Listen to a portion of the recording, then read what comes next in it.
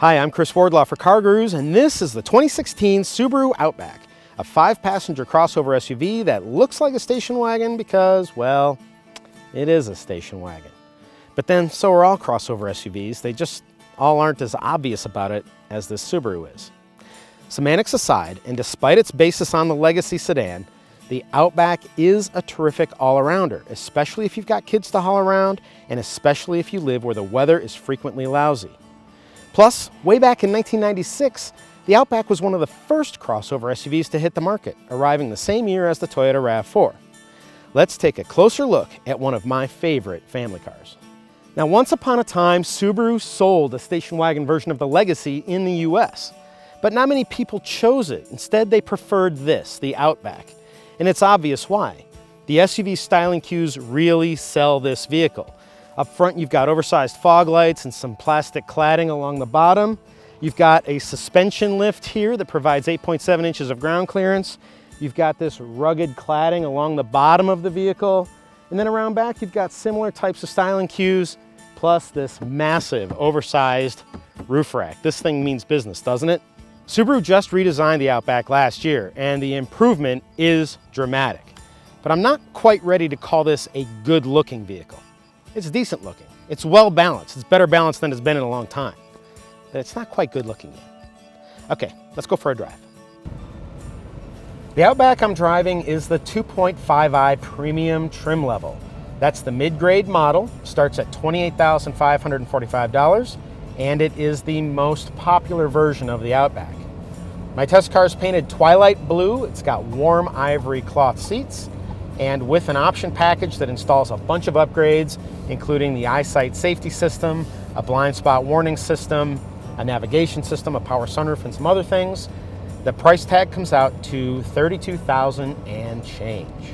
The engine that's powering me up this mountainside right now is a 2.5-liter 4-cylinder engine. It makes 175 horsepower. It's connected to a continuously variable transmission, and Subaru's symmetrical all-wheel drive is standard on all Outbacks. Here's a fun fact about Subaru engines. They use horizontally opposed design, which means there's a crankshaft in the middle of the engine, and then the pistons are arranged to pump like this, so they jab outward, which is why these engines are often referred to as boxer engines. Subaru and Porsche are the automakers that employ this type of engine construction. It's also in the Scion FRS because that's a joint venture between Subaru and Toyota. And boxer engines allow for a lower center of gravity, which is one reason Porsche likes to use them, but they also allow Subaru to raise the Outback suspension so that it provides 8.7 inches of ground clearance. Now, among other crossover SUVs, that is remarkable. In fact, the only other vehicle that I can think of offhand that offers that much ground clearance would be a Jeep Cherokee equipped with the Trailhawk package. Because the Outback's 4-cylinder engine makes its peak horsepower and torque fairly high in the rev range, this isn't a terribly responsive engine. The continuously variable transmission does a pretty good job of keeping it in the thick of its rev range, but when you're punching it to pass other traffic or to merge onto a fast-flowing freeway, or if you're turning left across traffic or turning right to get into traffic, this car can feel a little bit sluggish. I really think, especially given the Outback's popularity in high-altitude regions like Colorado, that a turbocharged 4-cylinder engine is a necessity here. And Subaru knows how to turbocharge a 4-cylinder engine. I mean, have you ever seen a WRX STI scoot? Man, that thing is fast. Now, the premium trim level includes a 10-way power adjustable driver's seat. It's exceptionally comfortable. The front passenger seat, however, is 4-way adjustable. It's manual adjustment. There's no height adjuster. And while this car sits up pretty high and it's really easy to get in and out, my wife really complained that the seat didn't come up a little higher off the floor. But I've sat over here. It doesn't necessarily feel like you're sitting at the bottom of the vehicle. You still have a good view out. But if this is a thing in your household like it is mine, make sure you check that out. Now, the base model and the premium model come with cloth seats. This is not stain-resistant fabric. In my opinion, given the purpose of this vehicle, that seems like an oversight to me. You know, you're gonna have dogs in here, you're gonna have kids in here, especially in this color. It's gonna become a mess pretty fast. You would think that this would be stain resistant. Also, I've noticed that in low humidity situations, these seats generate a ton of static electricity.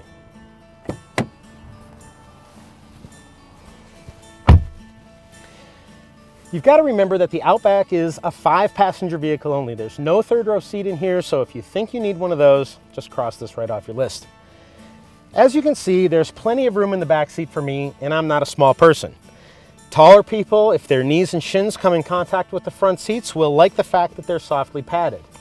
There's this center armrest right here with 2 cup holders. But what's missing from back here is air vents. There are no air vents here.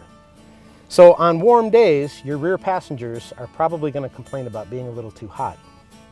Again, I'll point out, no stain resistant seats. So if you get this warm ivory interior and you have kids, you know that once you get a child seat installed in here, their dirty feet are going to be kicking the back of this nonstop.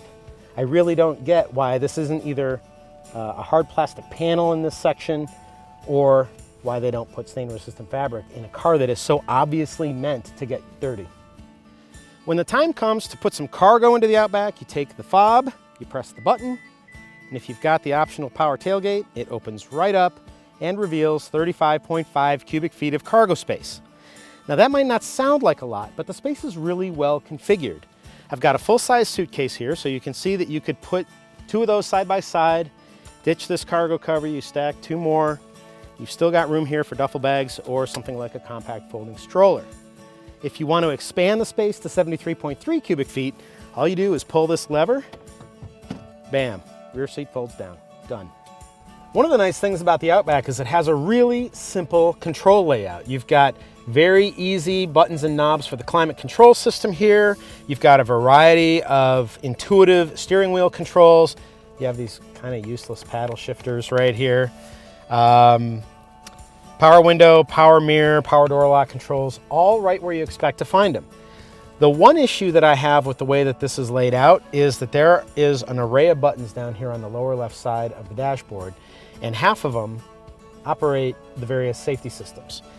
They're hard to see when you're driving, you can't use them by touch, and when you do push one of them, there's really not a confirmation as to whether you turn something on or off. And I really think that there needs to be some improvement with regard to that design. If you're like me and you come upon a bunch of cars that are stopped all of a sudden on the highway and you want to find the hazard button, it's real easy right here, right between the front vents here. And then you've got Subaru's Starlink infotainment system, which is brand new as of last year, and they continually update it. I love this system. This is the bigger 7-inch display screen. And I love this system because it gives me a power volume knob here, a really simple tuning knob here. I can do a split screen display that shows me a map and what I'm listening to on the radio. And then I've got these primary function buttons that are touch sensing on the sides here. It's a capacitive touch screen, so that means I can swipe through things, I can spread things, I can pinch things. And I love the fact that the screen itself resists collecting fingerprints. I don't know how much experience you have with touchscreen systems, but a lot of them, the minute you touch them, they just turn into this messy looking disaster. It's not entirely resistant to smudges, but it does a really good job, in my opinion, of resisting fingerprints. As far as using the infotainment system itself, once you get it set up to all your preferences, it's fairly intuitive. I had absolutely no trouble pairing my system, my iPhone 6 to the Bluetooth system. Had no trouble making a voice call using the button here on the steering wheel. Had no trouble streaming Pandora or streaming my iTunes music. In fact, I found that the stereo sounded better when I was streaming than when I was connected to one of the 2 USB ports that's located in this covered bin right here. Overall, I think Subaru's done a really nice job with the control layout, and I don't have hardly any complaints. Without a question, aside from the fact that the Outback can tackle just about any blizzard that comes its way, one of my favorite things about this vehicle is its safety track record. First of all, it's built around what Subaru calls a ring-shaped reinforcement frame, and it's a design that they've been using for years and years. Of course, they update it as safety standards get strengthened. But if you look historically at what the safest vehicles are, going back to say the model year 2000, a lot of them are Subarus, and that's the case here. This vehicle gets a 5-star rating, not just as an overall rating from the federal government, but in each individual crash test that they perform. The Insurance Institute for Highway Safety also calls this vehicle a top safety pick, and when it's equipped with the Eyesight package, it's a top safety pick plus.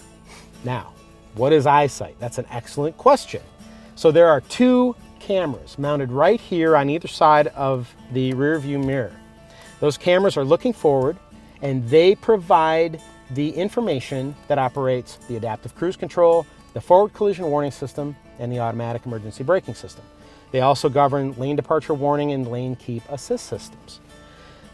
The only flaw here is that if you're driving into direct, like early morning or late afternoon sunlight, and the sunlight hits either of these cameras the wrong way, the system shuts down and it's not working.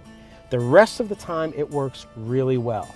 Separately, the vehicle also has a blind spot information system with rear cross traffic alert, and it's absolutely intuitive. The warning shows up right here on the mirror where you're already looking, and I really love Subaru's approach to safety. Last thing I'm going to mention is that their Starlink infotainment system comes with a subscription service that includes automatic collision notification, an SOS emergency calling system, and there's a remote car finder system so that if, say, your teenage kid goes on a date and doesn't return on time, you can figure out where the car is. Reliable, safe, comfortable, and ready for just about anything in any kind of weather, the Outback is more than just the original crossover. It is the 4-wheeled equivalent of a Swiss Army knife. Unlike that handy tool though, the Outback's design isn't timeless. According to J.D. Power research, styling is one of the main reasons people choose or reject vehicles, and in my opinion, once Subaru builds a truly attractive Outback, people won't have much reason to skip it in favor of something else. Be sure to check out my full review of the Outback on CarGurus.com, which will contain detailed observations from a family road trip that I'm taking to the Sierra Nevadas this coming weekend. Also, if you find this review helpful, please share it. And don't forget to subscribe to our YouTube channel. For all of us at CarGurus, thank you for watching.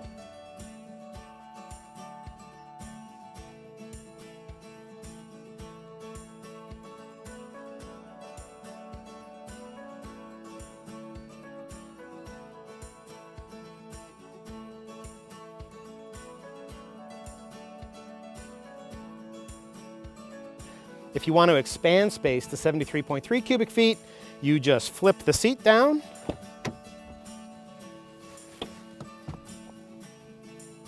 and you're done. Or you can just pull that handle.